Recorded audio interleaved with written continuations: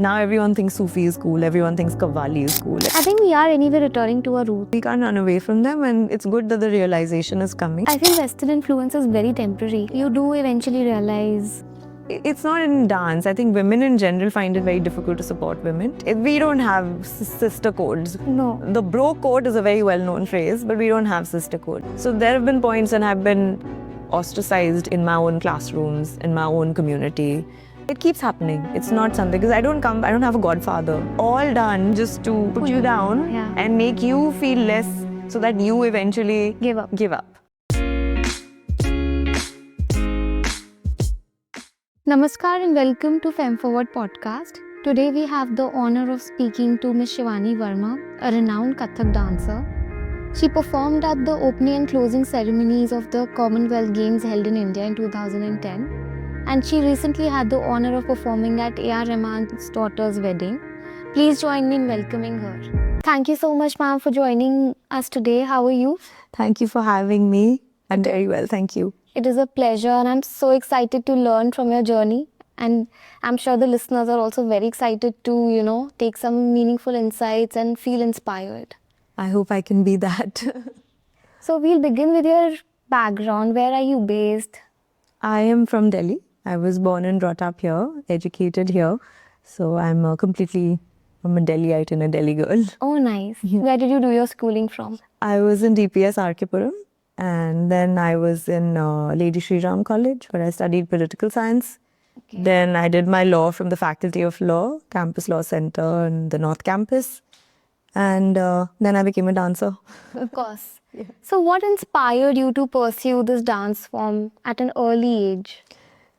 See, it was my mother who was very keen that she trains a daughter if she had one, even before I was born. And when I started to go to preschool, which was the school called the Panchila Montessori School, which is in Panchil Park in Delhi, there was a teacher there who used to teach dance, and we had these dance music annual days. And my mother from that point on had anyway decided that she wanted me to train in Odissi, because she had seen a performance of Sonal Mansingh ji, and she was very inspired by that. And she just, spoke to and that teacher for some reason took a liking to me, my dance teacher in school. And he was very fond of me.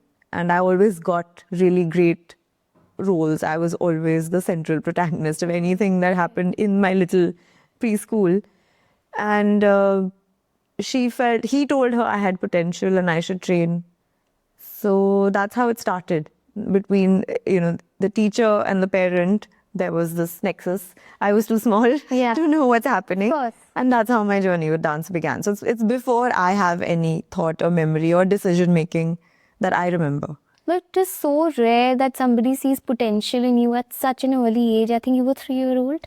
Yeah, I was 3. I just joined. It was my first school. Yeah. So yes, I was 3 years old. But I think that panned out really well, because you recognized something in you at a very, very young age. Yeah, or someone actually recognizes it in you. In my case, the journey has been about other people recognizing it in me. And it's very important that to have the right guidance, the right people, and then of course the right ways to go about it. And at that age particularly, you are entirely at the mercy of your parenting, Of course. So it was totally my family and my teachers who made sure that it was a path that I went on. Yeah. As for seeing potential, what they saw only they can tell, Right. But they did see something as a fact, because that's how it went from one thing to the other. Yes. So I'm very lucky that they were the people who identified something that became a possibility for me in my future. Yeah. And that is so wonderful. Yeah. Who are your primary gurus in Kathak? So I have 2 gurus and many teachers. So my guru is Pandit Birju Maharaj and Guru Shovana Narayan. These are my 2 gurus. I have been taught by so many people that I hope I don't leave anyone out. So let me start in maybe chronological order. The first person was Ashok Lalji, who was my preschool teacher, and who then started to come home to teach me primarily folk dance. Then my next teacher was at Uma Sharma ji's dance school, whose name was Manish Gangani. And Manish Gangani ji was my first Kathak, exponent teacher. So I learned from him. Then at Kathak Kendra, I was taught by Bharti Gupta ji. Then I think after that I met Shovana Didi, and she, as I said, I make a distinction between teachers and gurus. I have had the greatest learnings from two people, three actually, who are my mentors even till today. And that's Muzaffar Ali, Meera Ali, and Sharmishta Mukherjee. And these are the three people who have taught me and continue to teach me a lot. Not in that same aspect. Everybody's played a different role in shaping my dance style, exactly. Yeah. And I think I have covered. Oh no, I had a school teacher who taught me, and she also, Asavari Pawar. I mean, she was my high school in DPS Arkipuram. She was the dance teacher, and she was also very loving, and so these are all my teachers. That is so wonderful. I mean, you got training under these fabulous and amazing mentors. Yes. You must feel very lucky that you got. Very lucky. I'm blessed. I'm truly blessed in my influences and my teachings and my learnings. I'm very blessed. There's nothing, to compare.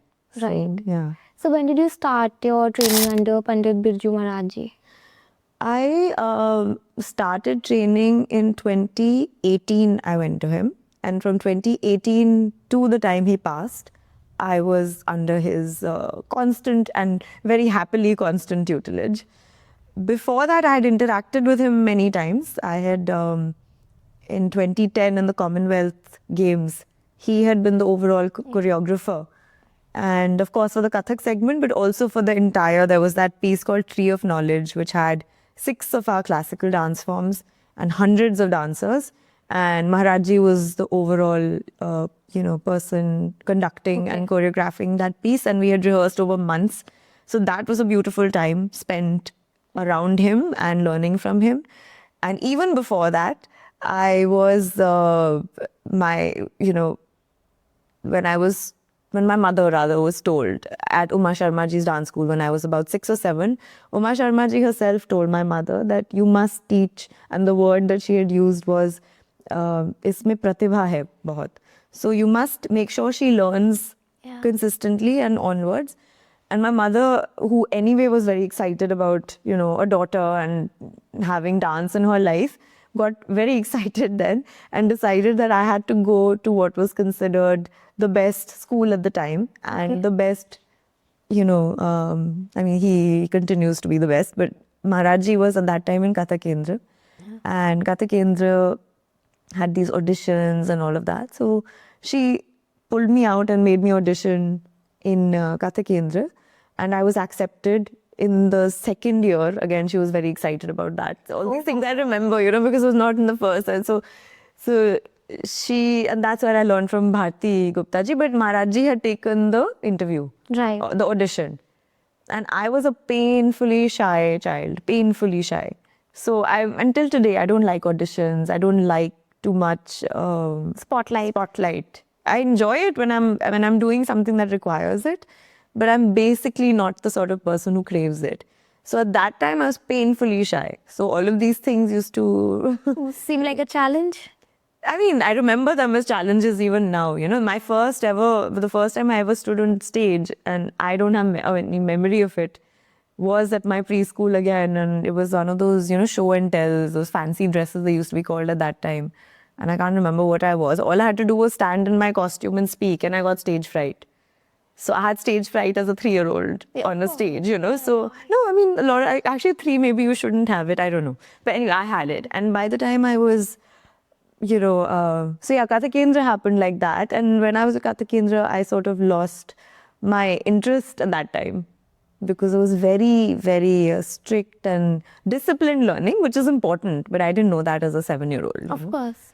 So these are my interactions with Maharajji in chunks, So basically, the 6 years before his passing, 2010, and before that when I was 6, 7. So he, in some ways, has been a part of my life constantly, but I think I just needed, it was a roundabout way of reaching the destination. At the time, I was supposed to reach it. Right. So possibly it wasn't the right time to be,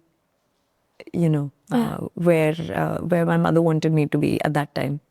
And which why it didn't work out. yeah. And how was the experience with your second guru, Padma Shri Shovana Narayan? She's actually my first guru. So she, well, yeah, so she was, it is amazing. Again, see, you don't, once your guru is always your guru. Of course. And it's beyond life and it's beyond interaction. So she is an amazing woman. When you talk about empowerment, I think she's someone who lives it. Yeah. She epitomizes it. And so to be taught by someone who's so powerful as herself, you know, It motivates you even more. I mean, it teaches you so much, you know. Right. It teaches you so much because she's a superwoman, you know. She truly is a superwoman. So to have been under her teaching for decades now, it's been a very big gift again, you know. So, I mean, I have no words to describe the experience except that I'm very blessed. So you recently performed at Jahan-e-Khusrau and you were also performing at the Lollapalooza music festival. I think these two are the largest music festivals in India. Yeah. Can you tell us more about your experiences and your favorite performances so far? Okay, so there are two questions in that. So Jahan-e-Khusrau has been a part of my journey from the beginning because I'm a professional dancer because of Jahan-e-Khusrau, or actually for the person because of the person who created Jahan-e-Khusrau. Exactly. So Jahan-e-Khusrau was my second independent solo show. The first was also from him, which was a show I did on Majaz in Lucknow. And the next show he gave me was Jahan-e-Khusrau. This is the point when I was very much intending and studying to be a lawyer. And so Jahan-e-Khusrau sort of feels like home. It is home. Being a part of it in its 25th year celebration was huge because you're right, it is definitely one of the biggest music festivals we have. And I don't think there is a festival like that. It's the festival that has made Sufi what Sufi is today in popular parlance. Now everyone thinks Sufi is cool, everyone thinks Qawwali is cool, everyone thinks, Urdu. It's just all of these things have seeped into the people's imaginations because of how Jahan-e-Khusrau and Muzaffar Ali has touched people's souls. Right. So, I don't know, many people won't even realize it, you know. You think it's Bollywood, you think it's coming from some, knowledge of some poetry. But imagine 25 years. Right. We should actually ask questions to people who were there before those 25 years. Did they even know that Sufi music and dance, or actually Sufi dance or nothing, but this whole genre that has been created, where was it before 25 years, you know? So I think that Jahan-e-Khusrau is definitely one of the biggest, and now it's mushrooming into other people picking up the Sufi word and, but the feeling of that stage and the feeling of, that what's created around it is very, very unique. So it was a great privilege to it's like a mark of my own growth and my trajectory as a dancer, to have been there, not 25 years ago, but let's say 10 years ago, and to have been there now in its 25th year. So it was very special, very, very special. And Lollapalooza, again, you're right, it is one of the biggest, but Lollapalooza was not an avenue that I thought I would get because I'm a classical dancer. Lollapalooza is an international music festival, which is electronic, like there's, different kinds of genres of music.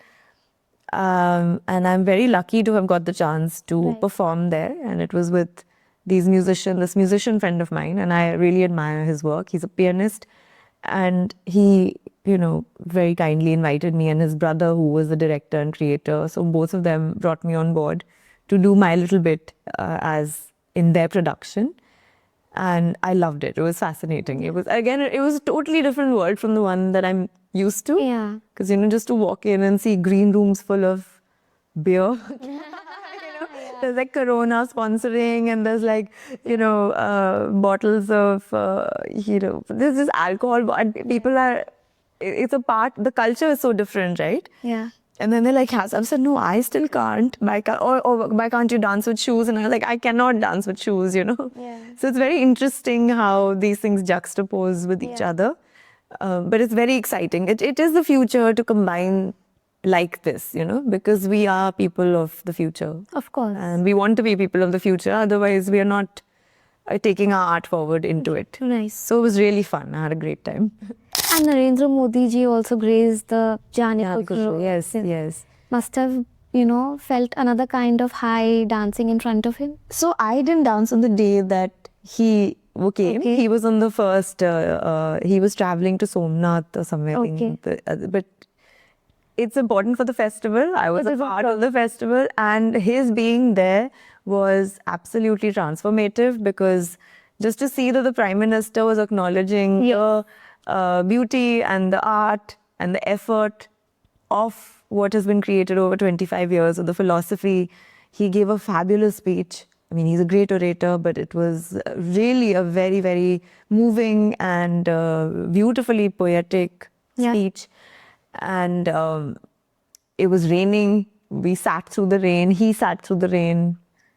And he was there for close to an hour, if not more, seeing. And it's very, very, again, a privilege to have been, maybe a row away from him at that time. And I was very proud to be a part of a festival that was getting that acknowledgement from the Prime Minister himself, So it was very exciting. We've also performed at fashion shows, right? India Couture Week and the Lakme Fashion Week. Yeah. And you've also been a part of some campaigns by brands like Good Earth, is it? So how was your experience in that? It's been great. That part of my dance journey is actually very beautiful, because my whole philosophy with my traditional dance is to take it into popular spaces so that people start identifying with it more. Right. And these brands and fashion shows already have that glamorous position in the minds of people. So getting to present your art form or yourself as a traditional artist on those fronts is really very rewarding. Also because it's very, there's less politics involved with that kind of work. Right. It's somehow smoother, cleaner, because mainly, I guess, again, because people have enough, wherewithal. They are, not coming from backgrounds of want so much. They have enough to spend on their productions. They have enough to, seek. So it's very easy working. It's very easy. The aesthetic is generally very good. So you work with a good earth, half the thing. You know it's going to be shot well. You know that everything is going to be. So you get to concentrate on your bit and your contribution, because the teams are so good. Fashion shows, again, because they have so much money. As let's not divide into labels as music festivals or fashion shows or classical dance recital venues. If we say shows in general, Bollywood, I think fashion shows get the maximum amount of funding. So again, they have amazing lights, they have amazing setups, and you get to be a part of those. It just creates more magic in the experience, Right. So I've learned a lot in that process, of how you should, the whole aesthetic needs to be. And anyway, my learning from Muzaffar and Meera Ali was a lot about aesthetics and how the harmony of aesthetics is important, apart from the technique and the talent that you might be showcasing or representing. And the fashion shows have been an amazing place to show the audience that Kathak is not boring. No. Or that traditional dance is not boring, which a lot of the urban elite audience thinks. It's the Western influence. Of course. It's highly colonized. We're highly, and especially in the urban centers, which is why fashion show gets that urban elite as its audience. So when you get to showcase traditional dance, I've had questions a lot of times, people saying, oh, what was that? What did you just do? Like which dance form? And oh, that was Kathak. I've never seen Kathak like this. And I was like, but it's exactly that, there's nothing else. I don't know anything. From the age of 3, I don't know anything else. So even if I try, I don't think I'll make it look good if I tried something completely different in terms of my language. So it is Kathak, but positioning it with those lights, with different kinds of music, with different... It's like a blend? It's a blend, yeah. And thank you for not saying fusion, because that word is really disturbing for so many reasons. But it is a blend of influences, a blend of sensibilities. Yeah. And a blend of what works on that avenue and what works in your dance. Right. And those meet and connect, and it creates something which for the viewer creates a third kind of feeling, you know. So I love it. It's very nice. I saw some recent posts on your feed. There were these beautiful, bold looks that you're adorning. Can you tell me about that? That was for Lollapalooza, probably. Oh. The one with the hoodie and Yes. stuff. Yeah. So it was created by, again, the director who is Tarik Vasudeva. I was supposed to play my role, my characters of a robot. Okay. So I am this robot that the creator has created, and then there's a whole story about that robot. So very interesting for me as a dancer whose dance, and even I think my style has a lot of flow in it. You know, it's and the robot is like this opposite kind of character, course, very geometrical and very Yes. stiff, but not. Although his brief was different. It was like you can flow and you can, you know, you're supposed to be a beautiful robot and not what we imagine when we think of a robot. So this shoot was done by him, and he'd created these visuals, and of course we had the music and all of that. So these bold images, the costume was done by Urvashi Kaur, who I had a great experience working with because I have started this festival of my own called Jahan-e-Khusrau, and I've also founded a movement on a World Kathak Day for a World Kathak Day. So this festival, this year in 2025, I had Urvashi Kaur collab with me on the costumes of my curation of the dancers. And she was so fabulous to work with. So I brought her on board for these guys as well. And she was kind enough to collab with them too. So she gave these beautiful clothes. And Urvashi again has a very contemporary mindset, but is very rooted in tradition. So it worked really beautifully. And those were the looks created. We had an amazing makeup artist, Anisha, who did a beautiful job with the look. And also Tarik had very definite ideas about what he wanted. So that helps. When the person creating is clear and has clarity of vision, then everyone else gets to, you know, again, enhance their contributions. So which is why this thing, it was really fun. Like it was almost anti-dance for me in my dance sensibility, you know. So really fun to choreograph and think about it and create it, and good or bad, it was fun. So, you know, every performance is like a narrative, right? You're telling a story. yeah. Can you tell me about the favorite one? That's really hard because I like doing different things always. And in what way? Like, in what way my favorite? Because there could Maybe something that really touched your heart or moved you to tears. I don't know, I don't want to be dramatic, but something that you really, one of the performances that you really enjoyed. So again, it's very hard to single out performances because, Or a milestone maybe. again, there are many. But a favorite performance, and this is top of it because it was with Maharaj on stage. Oh. And it was his piece called Tal Kachehri. And it was the one moment when I have been on stage with him as a dancer, and him as two performers, we have been on stage. And that for me was a very humbling experience. And what was, again, really unforgettable about it is that he was playing the naal, which was his favorite instrument. The naal is sort of a dholak. And he's playing that, and that is the only instrument playing, while I am emoting to that instrument because it's a comedy piece. He's created a comedy and it's hilarious. So the interaction of the character is with that instrument, and that's the only bit in my piece. Right. And it's an ensemble. There's other things happening, other instruments, other dancers, a lot of things. But my piece is him and his sound is me, you know. So that was incredibly special. That's something I can't forget because in my wildest dreams, I couldn't have thought that I would even be in the same space as someone like him, let alone then be taught by him, let alone, you know, be in that moment of, you know, bliss and glory. So it's very unforgettable for me for that reason. That is wonderful. Yeah. So how do you incorporate contemporary themes with the traditional Kathak? Contemporary themes are not hard because I'm a contemporary person and my thought process is from there. And it's important to relate to audiences who are like me. So I like to see, what would I like to see?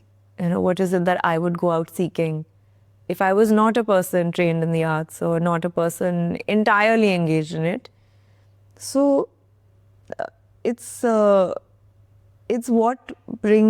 fuels the art now, is to think of it without barriers, to think of it as something which is constantly evolving, has been evolving and will continue to evolve. So we can't put ourselves in boxes, and because as soon as you put yourself in a box, you have stopped your own growth, and so you keep pushing outwards in that. Right. And I think that's what people respond to also. They want to be curious about what is going to come out next. Right. You know? Right. What is she going to do next? So this Jahan-e-Khusrau is like one extreme, Lollapalooza is the other extreme, fashion is another. Right. You know, sitting with you here is another. Like they're all aspects of being. I mean, we're all human beings with different facets. And if we are allowed to bring them out in different ways in different spaces, then why not? Why not? Yeah. So what do you think is the role of Kathak in our modern society, or what do you think you hope for Kathak, to be revered as in our society? Kathak is a storyteller. Everyone is a storyteller. Right. And the connection needs to be deeper with the Indian identity, with Indian arts. Kathak, I think, can be that medium if people open up their minds to accept it, because it's through classical dance. Not only Kathak, I think all of our forms, all of our classical forms, they're so nuanced and so developed and so highly technical and so evolved, yet very aesthetic, very current, and it just depends on how it's done. So I think Kathak, more so in the north, because it is a very effective way of communicating an identity that is Indian, that is speaks of the heritage that we stand for. That's our strongest point, our heritage. The thousands of years that we claim, when we see airport structures of sculptures with mudras and, paintings of Kathakali dancers everywhere, or, dancers being showcased as, we're not just poster children, or if we are poster children, then we need to be given that space to develop our arts with that kind of patronage. So Kathak can be that medium to connect, because Kathak is easy to understand, I think. The expressions are natural, the stance is normal, we stand straight. We are rooted in tradition, but we have a lot of contemporary aspects in our dance form. It's not fixed. It allows you to create infinitely. And it allows you the space that every body is different and that the same movement will look different on everybody. So it's often in a group production, Kathak suffers because everybody's body, you don't get that same exact structure that you'll get in a dance like Bharatnatyam. Or you see, because everything is very geometrical in that. In Kathak, there is so much scope, like how long is your finger, how's your wrist moving? How slim are you? How tall are you? These things sort of shape the movement almost. They do in every dance form, but for whatever reason, it's more so. And also in the training, we are allowed that freedom to explore. Mm-hmm. Very few teachers will create a exact sketch of that if you do this a little extra, it's wrong. Right. So it has its disadvantages, but we're very free. In that sense also, I think it connects to today's world a lot, because the freedom that it gives without having to go to any other dance form, is great, is huge. I hope it evolves into the everyday lives of people again, and we learn how to incorporate it. Again, the South does this very well, how everyone, even Bengal does it really well. Everyone's supposed to learn an art, to have it as a part of your daily life and not something separate. Yeah. So I hope it evolves into that everybody consumes it like it's a gourmet cup of tea, that you can drink every day, not something which... I think we are anyway returning to our roots eventually. We can't run away from them. Yeah. We can't run away from them, and it's good that the realization is coming. I feel Western influence is very temporary. Yeah. You do eventually realize Yeah, maybe. I don't know, because all our education is in that. I don't think it's happening anytime soon, but maybe there is there's an awareness Yeah, that we have something. which is so good. I mean, our Yeah. own traditional dance forms, they're beautiful. Yeah. The storytelling, the narrative, and the whole experience of it. Yeah. I think we're very lucky and very, very rich in our culture. No, we are, and the dances epitomize it to the highest level, I think. Yes. Because that a dances, again, it's not a hierarchical thing, but the dances have the full visual of it. Right. You know, be the clothes, the expression, the movement, the music, the spirituality, the language, the literature. Dance requires them all. Them all. It is the only performing art that actually requires them all in every second that you watch it. Right. Right? Like every other form has something missing. And for a lot of reasons, people say that dance is the lowest in the hierarchy. They have their own views on that. Music is like a greater. A lot of people will not touch dance because they have these views about it. But in terms of a civilizational greatness, it epitomizes it. There is nothing. It's like so perfect in its detailing. Yeah. And Over centuries. Yeah. So many emotions, expressions, everything. So much. And everything has to go. If you lose that connect in your own being for that second, you've lost your audience. Right. And that connect comes when you're connecting to yourself. That's spirituality. So you see many dancers, but you won't be moved by everyone. You will see many performances. Every performance will not be equally moving. But there are those magic moments where you have truly connected Right. with yourself. And that creates magic for everybody who's watching also, you know. I think you're just doing justice to the art Yeah. when you're truly connecting. No, you're doing justice to yourself. Yeah. Art is too big. You can't do anything for it. Yeah, you justice know? to yourself. Yeah. Yeah. Yeah. So can you tell me about some of the challenges that you faced in Kathak? Yeah, I've just faced quite a few actually. Most of it because I don't come from the background of the typical dance student who is learning in the traditional dance schools today. I'm not talking about people who are even I started as a hobby, people coming over and teaching and all of that. But if you're in those traditional schools and traditional setups, your peer group is generally not similar to your own background. There's a lot of politics around hereditary dancers because and in some ways, yes, they do hold the lineage, right? But they find it very difficult to accept outsiders. Oh. So you have to have a lot of grit to survive the intermediary levels between you as a student and your guru as the light, you know. So you have to survive a lot of the politics created by other disciples, a lot of the politics that's created by people who think that you should be doing things exactly the way others are doing it, or that why should you be getting what you are getting when you are not someone who is coming from that segment. So that's been a very challenging part of it. I think another challenging part, and I think this pertains to women more, is there's a lot of it's not in dance. I think women in general find it very difficult to support women. So we don't have sister codes. No. The bro code is a very well-known phrase, but we don't have sister codes. Now, when you put that in a situation of it's not even glamour because classical dance doesn't have that glamour today, but you have that moment on stage that makes you feel glamorous, or you have that moment with a maestro that makes you feel, glorious.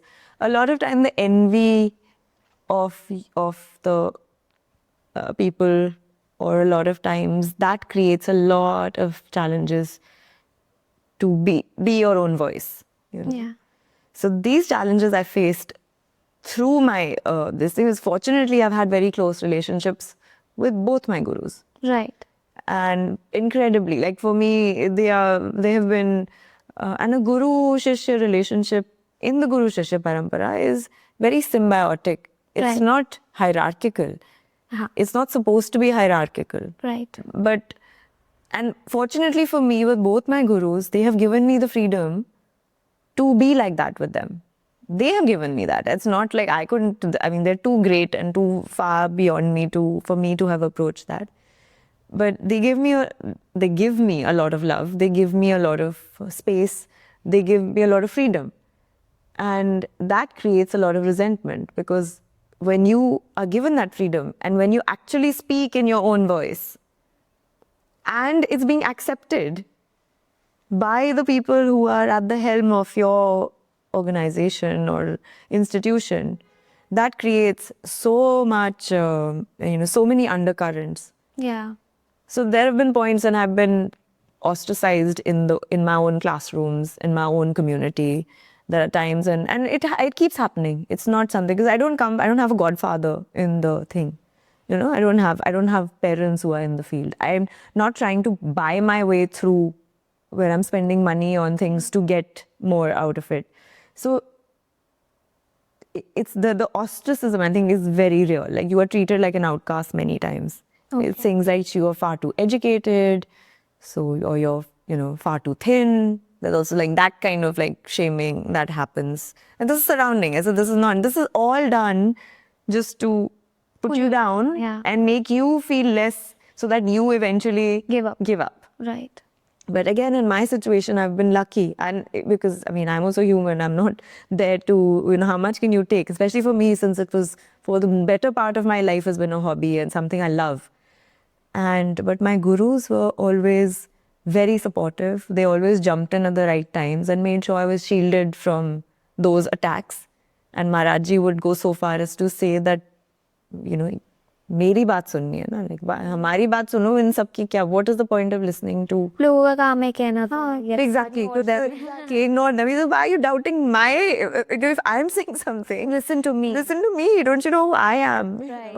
It's between you and me, like, forget them, But you got very lucky there. Yeah, very lucky there. In fact, people refuse to believe the stands, but I wouldn't have survived those situations if, like even Shovana Didi, they took stands where the stands were required. Yeah. And that allowed me, again, that's what I meant by freedom, it's so precious to have that you can speak your mind, and it will not be rejected just because you're younger or less. Yeah, I mean, I'm not a maestro, right? They are like gifted people. Right. So for them to have not used that in any manner, only supported and helped, was tremendous. So I'm very lucky, and that doesn't happen. Yeah. So I was meant to do this. You see, Yeah. this is why, like, there's so many reasons that show me I was meant to do this. This is another reason, because even in the dance fraternity, this normally does not happen, because they're so busy. They have so many disciples. They have so much to do. Well, why are they going to concentrate on one person's angst? One person's problems. So yeah, very lucky. You mentioned that women don't support women. This, ironically, has been the punchline of all my guests so far. Everybody has said it. Yeah. For some reason. It's true. And it's true. It's true. Because we face it, no? Yeah. We face it in our life every day. Yes. Every day. And if this changes, I actually think it's the answer to patriarchy. Yeah. If this changes about women in women, we don't, the men, bichare, sorry, no offense.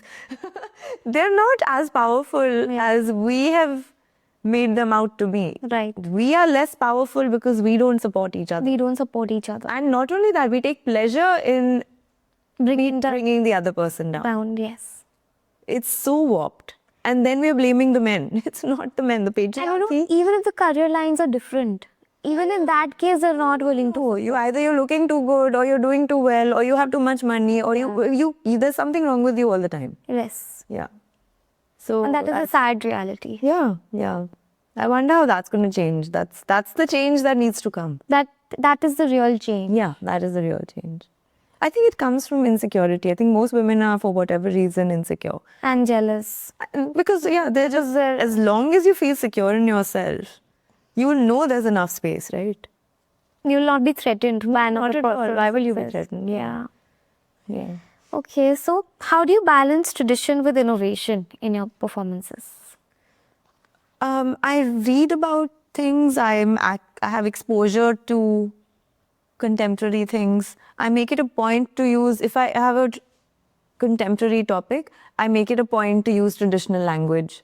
Right. So if I have a traditional topic, I make it a point to use contemporary thought. Right. I always try to blend both, unless, of course, it's a platform that requires you to be entirely in one format, you know. So I would, that's how I think because I very consciously think about it. I don't, again, if I'm performing at a fashion show, I will do something maybe very traditional there. Right. But no one needs to know that. That's my own way of Going about it. And if I'm in a very traditional setup, I do want to bring, because what's the point of repeating what everybody else is doing or what I'm doing in my own class? Right. And Kathak as a dance form is very interactive. So when you're on stage, you know, you recite things and then you perform them and you recite as part of our repertoire. And we do that in our class as well, when we are learning or when we're practicing with our gurus. There's no need to do the exact thing on stage anymore, you know. Like you need to create a little bit of drama around it and make it seem, and people really enjoy those traditional aspects too. So it's just about how mixing the two in some measure. And it may not go down well with certain people, or it may, but again, it's not about people, you know. It's not about people. Yeah. So what inspires the choreography in your performances? The concept, the subject, what is it that the character demands? Right. What is the music? Music is very important, because if the music is good, it sort of directs your movement, for me at least. Like you can almost feel that, does your hand have to go up or down? Do I have to jump or do I have to sit? Do I have to do something fast or slow? So the music tells a story.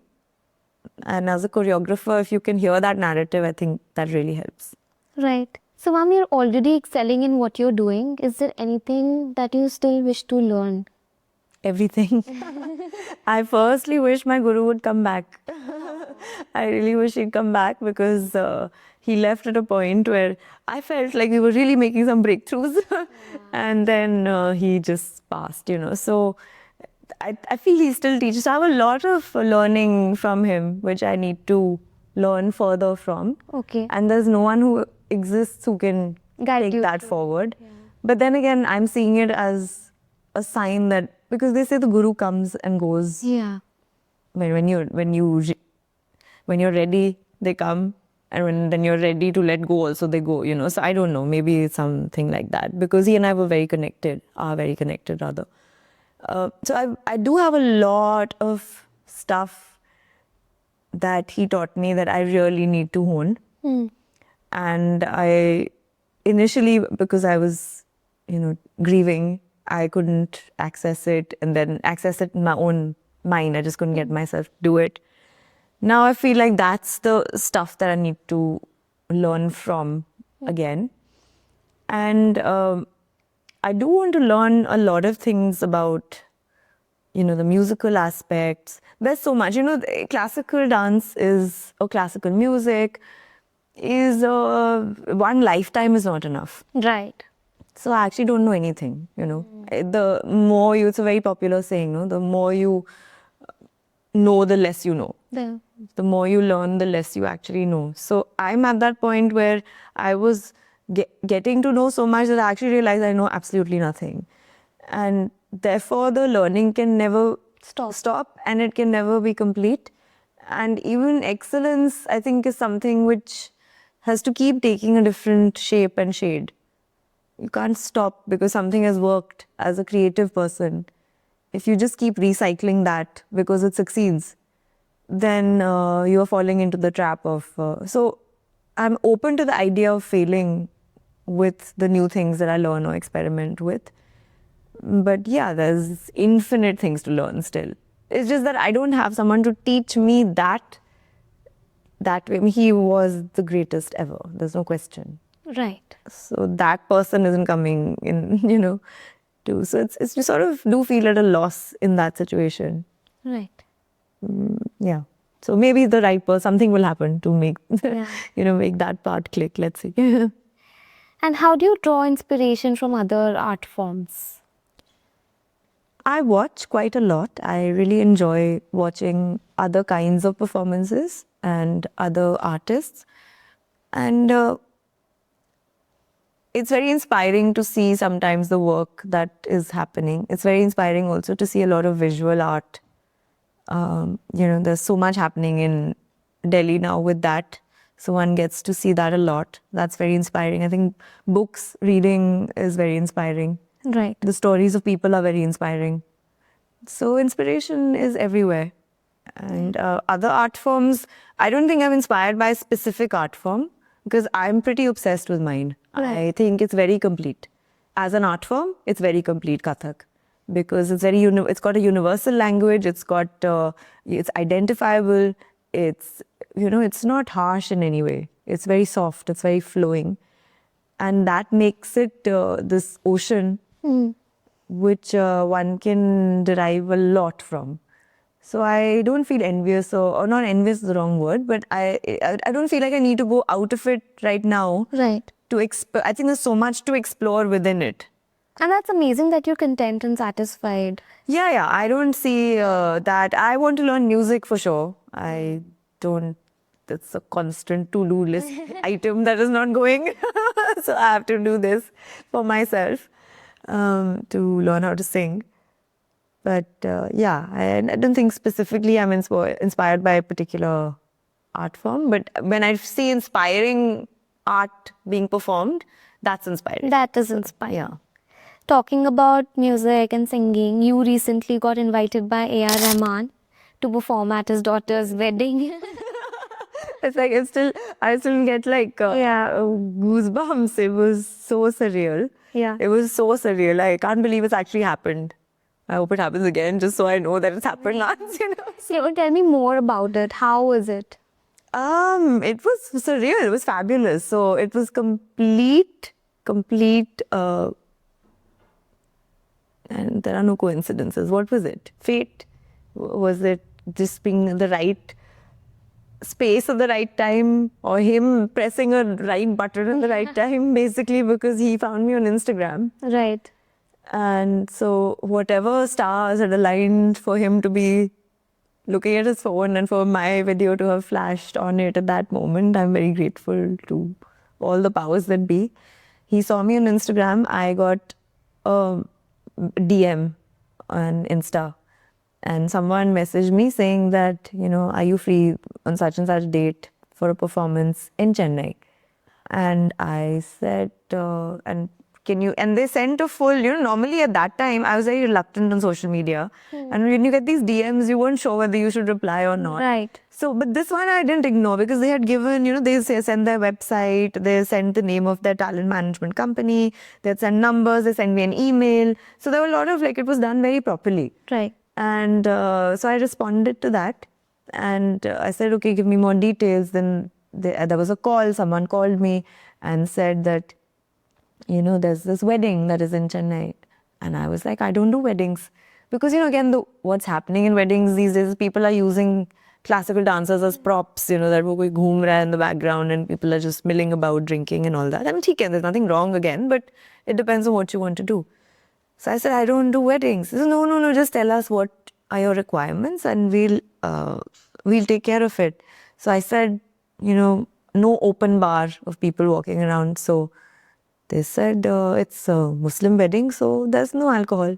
So I said, okay, that sounds good. So I said, Chennai. And they said, I asked them, I would like to do this for music. I'd like to bring dancers since it's a wedding, I would like a group. Right. Rather than a solo, can I bring so many dancers? Yes, of course. Can I do this? Yes. Can I do this? Everything was yes. They said, we want a 45 minutes. I said, okay, fine. Nice people. And the wedding was just 10 days later. The event was 10 days later. And anyway, this back and forth happens. I create a concept because I'd never done a wedding before this. I create a concept. It was called Hamesha Ishq. And I sent it to them. No idea for who, what. But I knew it's someone powerful, someone, maybe wealthy. I didn't know who. I was thinking politician and someone industrialist. What's going on? Yeah. And why are they being so, everything is okay. How's everything okay? My budget's so okay. Everything was okay. So then finally, when I sent the concept and was accepted, I got a call from their senior person, who's the head of basically, Sir's talent management team. And he called me. It was like midnight. It was World Dance Day that evening, and I was on the streets in Khan Market because this call came. They had said they were going to call at that time, and I was on this call in Khan Market on the road, and suddenly like, oh Shivani, love the concept, this, that, and the other. You have to do a 45-minute recital. It's like in Kathak, blah blah. And now we'd like to tell you who it's for. And they wanted me to sign NDAs, which I did, non-disclosures and all. Okay, tell me. In my wildest dreams, like that was not the name. And then they're like, it's for Mr. A.R. Rahman. I was like, no way. I'm joking, blah, blah, like whatever. I was screaming in the middle of the street. And then he said a lot of things after that, which are sort of a blur. But the important ones were that he wants you to do a set of yours, 45 minutes in Kathak. You don't have to do his songs. But I said, I want to do, like, let's do a little bit, but I'll do his songs. So no, he wants to see your set. And I said, is he going to watch it? He's like, yes, he is going to watch it. That's why he's inviting you, So I said, okay. And then he said, and I said, how did you find me? Because I thought maybe some wedding event manager, but I was not very prolific on social media, and I'm hardly on YouTube. Like I was not. If anything, I learned to be on Instagram after this experience with Sir, And I was like, where have you heard of me from? Because you type Kathak dancer, I'm not going to come up, in that. He said, he found you. And how did he's like, on Instagram, he saw your work, and that's it. And he's the boss. He's the big boss. And you have to, I was like, yeah, of course, he's the big boss. Where you say? So that's how it happened. And sure enough, like I remember landing in Chennai, and I'd taken like 5 girls with me. And we landed in Chennai. And I was like, oh my God, I hope I'm not just... And they'd sent advance and everything had happened, but you get that moment of self-doubt again. I'm like, am I going into some... Because this does not happen, right? Yeah. Where am I going? Like, is it really going to be what they're saying? Or we're falling into some trap of some sort? But of course, it was his event. Yes. Hasija's daughter's wedding reception. And it was, they took such good care of us. Again, him being an artist and being the great... Of course. It's amazing to work with a person who's an organizer, who's also... Organizer was his daughter's wedding, but the person who's the decision maker in the process being an artist, because they're so sensitive to what your needs are, which is not true in a lot of situations. And it was a great, great experience. And he sat and he watched.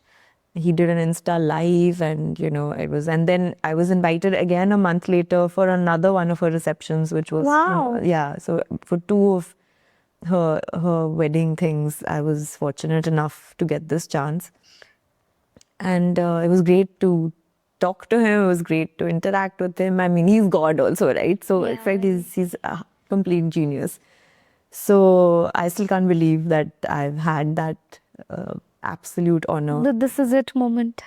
Yeah. It's like, how does this even happen? And then I'm very diligent on Instagram now.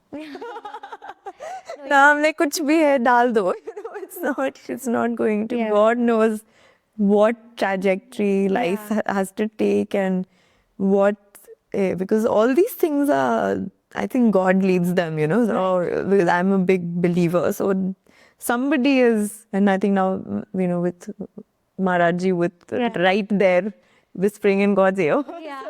So these are like things which are also, one has to, make that effort. And no, I think I'm not saying no to an opportunity, keeping all the doors of your mind and heart open, and just letting, letting the experiences then really waltz into your life, and then doing justice to them. That has been the story of my dance, and just everything is just, I've just responded. I've been lucky enough for it to come knocking, and then I've responded and hopefully done justice, So, That is amazing. Yeah. So, ma'am, you're a dancer, you have these practices and a full time, you keep yourself very busy. So how does this impact your personal life? It's I've been very fortunate again in that. I'm meant to do this. So nothing really hampers the process. Everything positive helps it, and everything negative also helps it.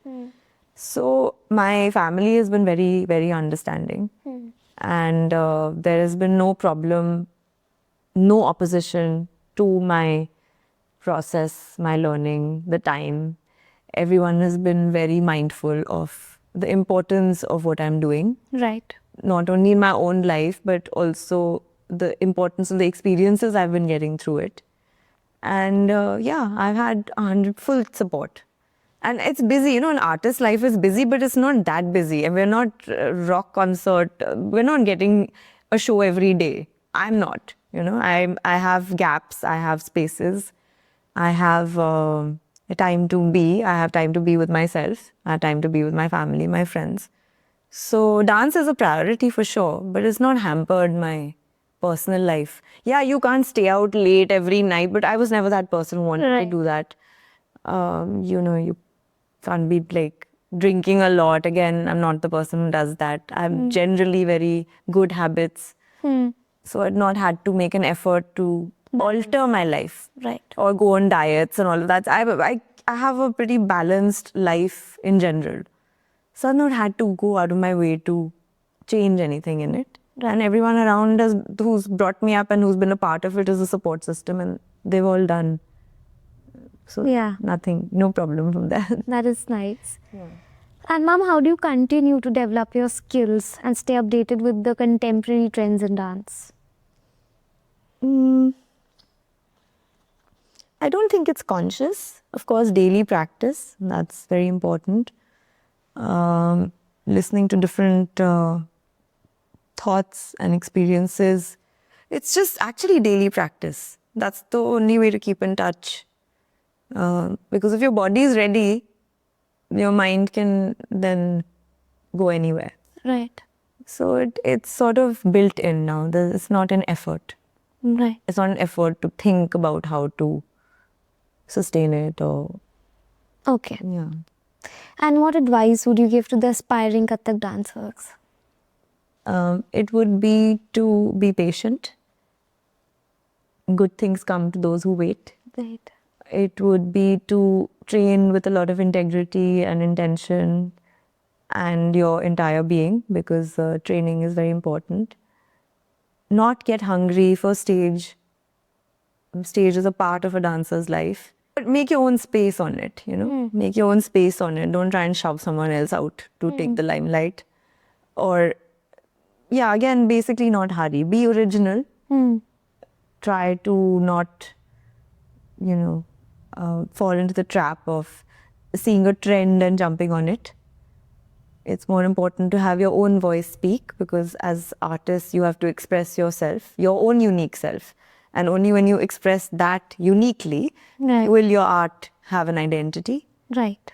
So, and work hard, very important. Right.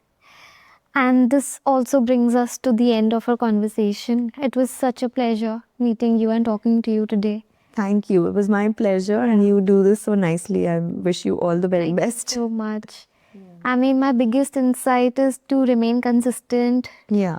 Be honest to your profession and believe in destiny. Yeah, exactly. I think just stay consistent and keep working hard. Yeah. I think everything happens at the right time, There's no point, and it does happen. Yeah. We have come with some sort of plan, but we need to stay on the path where at least we're not doing anything wrong consciously. Yeah. And just try to be a good person and do good things as much as possible. Right. And also think stand up for yourself. Yeah. That's important. Where wrong is being done, not to keep quiet. Not to keep quiet. I think Because that is something which happens a lot in a lot of places. And because you're seen again as someone who's breaking the code or the hierarchy of some sort, it's very important to, where you are feeling wronged, speak up. Right. I think that is also one of the aims of my platform, to help women speak up, to gather the courage. Yeah. And to pursue their dreams. Yeah, that's wonderful. They don't have to feel sorry for it. Yeah.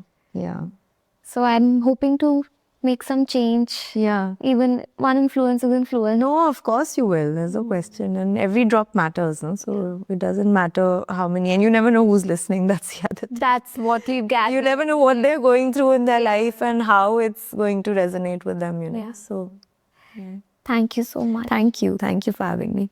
Thank you for tuning into today's episode. If you're liking the content, Please like, share and comment.